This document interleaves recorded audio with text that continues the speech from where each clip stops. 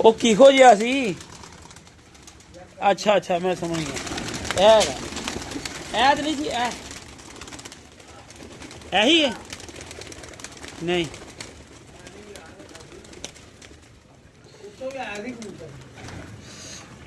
ਉਹ ਆਇਆ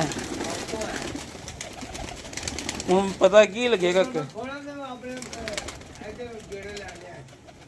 ਇਹ ਹੈਗਾ ਇਹ ਫੜਿਆ ਤੂੰ ਹਨਾ ਦੋ ਰੰਗ ਲੱਗਾ ਹੈ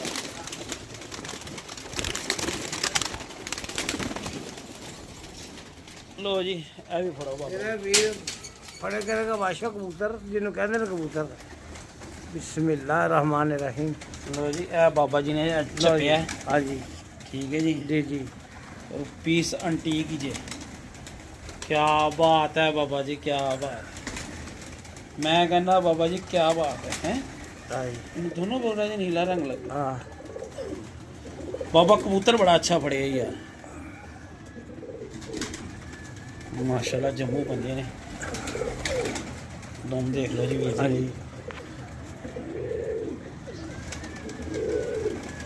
माशाल्लाह अच्छा सही है। हाँ वापस कर दो वापस कर दिया करो उत्थे ही वापस आ गई ये इंजन हाँ इंजन कबूतर बड़े जी बाबे ने आज एक मादी बड़ी है ते बाकी एक को पीछे चुमड़िया है ठीक है उन्होंने भी चढ़ाने आ ते फिर दाना शाना ते पै गया।